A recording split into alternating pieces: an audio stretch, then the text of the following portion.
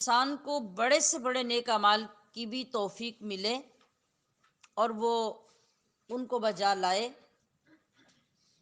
تو تب بھی اسے کبھی نیکی کی نسبت اپنی طرف نہیں کرنی چاہیے،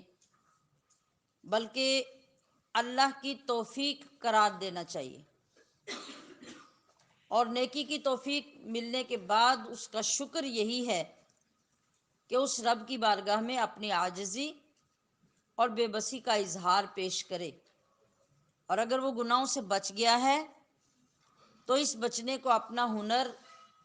اور اپنا کمال نہ سمجھے، بلکہ یہ سمجھے کہ اللہ کی رحمت اور اس کے فضل کا خاص رخ مجھ گناہگار کی طرف ہوا،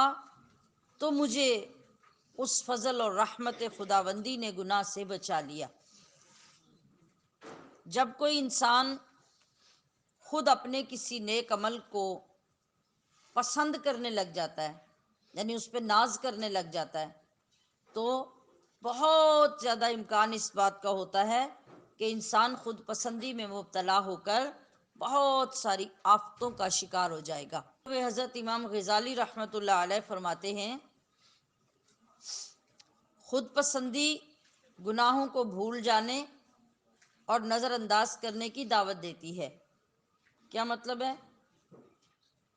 کہ جب آپ کی یہ کیفیت پیدا ہو جائے کہ میں تو بڑا نیک ہو گیا ہوں، میں نے بڑے اچھے اچھے کام کرنے شروع کر دیے ہیں، تو اس سے کیا کیفیت پیدا ہوتی ہے؟ اس سے انسان کا نفس اس کو گناہوں سے بے نیاز کر دیتا ہے، اور جو غلطیاں، جو گناہ اس سے ہوئے ہوتے ہیں، ان کو وہ بھلا دیتا ہے۔ تو جس وقت انسان اپنے گناہوں کو یاد کرتا ہے تو اس کو شرمندگی رہتی ہے اور اس کا سر نیچے رہتا ہے،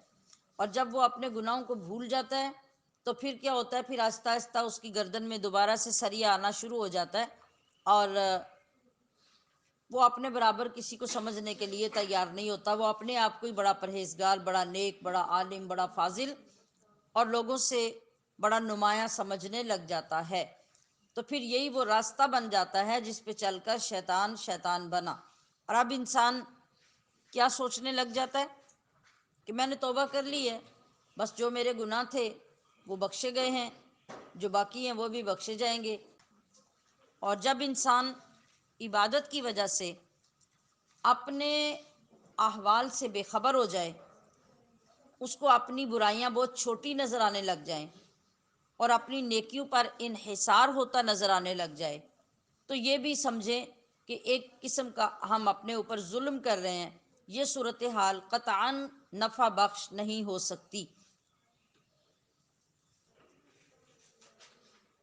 ایسی صورتحال اختیار کر کے دوسرے الفاظ میں یوں کہنا چاہیے کہ انسان خود آفتوں، آزمائشوں اور بلاؤں کو اپنے لیے دعوت دیتا ہے جب وہ اپنے نیک اعمال پہ مغرور ہوتا ہے، اور یہ کہتا ہے کہ میں ایسا ہوں، میں یہ کرتا ہوں، میں وہ کرتا ہوں، میری یہ عادت ہے، میرا یہ وظیفہ ہے، میری یہ پابندی ہے، میری یہ روٹین ہے۔ ہر چیز میں ہمیں اللہ کے فضل کا ذکر کرنا چاہیے کہ اللہ کا فضل ہوتا ہے تو ہم سجدہ دے سکتے ہیں، اللہ کی نظر ہوتی ہے تو ہم قرآن کی تلاوت کر سکتے ہیں، اللہ کی نظر ہوتی ہے تو ہمیں کسی نیکی کی توفیق ملتی ہے۔ پھر بھی یہ امکان اپنی جگہ پہ رہتا ہے کہ اس توفیق خداوندی کے باوجود ہم اس کا صحیح معنوں میں شکر ادا کر سکتے ہیں کہ نہیں، اور اگر اس نے ہمیں توفیق دی ہے تو ہم اس کے احسان مند ہوئے ہیں کہ نہیں۔ بعض اوقات ایسا بھی ہوتا ہے کہ اگر ہم سے نیکی کا کام نہیں ہو رہا اور ہم اچھے اور نیک انسان نہیں بن رہے تو ہم یہ بھی کہنا شروع کر دیتے ہیں کہ ساری دنیا کوئی نمازیں تو نہیں پڑھتی، ساری دنیا کو روزے تو نہیں رکھتی، فلاں کو دیکھیں، فلاں نے کبھی نماز نہیں پڑھی، اللہ نے اسے کتنا دے رکھا ہے، فلاں کو دیکھیں، فلاں نے کبھی رمضان کا روزہ نہیں رکھا، اللہ نے اسے کتنا دیا ہوا ہے۔ تو ان تمام نیگیٹو چیزوں کی طرف جو توجہ دلاتا ہے وہ یا ہمارا نفس ہوتا ہے یا شیطان ہوتا ہے، جو ہمیں مطمئن کرتا ہے اپنے معاملات میں اور اللہ سے ایک نیکی کے پردے میں ہمیں دور کرتا چلا جاتا ہے۔ تو خلاصہ کیا ہوا کہ بڑے سے بڑے مقام پر بھی اگر کوئی بندہ فائز ہے، غوثیت کے مقام پہ ہے، ابدالیت کے مقام پہ ہے، قلندریت کے مقام پہ ہے، تو پھر بھی آپ جب اس کی گفتگو سنیں گے تو وہ اللہ کے ذات کے شکر کے دائرے سے باہر کبھی نہیں نکلے گا. وہ ہر چیز کو اپنے رب کی طرف منسوب کر کے ذکر کرے گا، اپنی طرف کبھی ذکر نہیں کرے گا.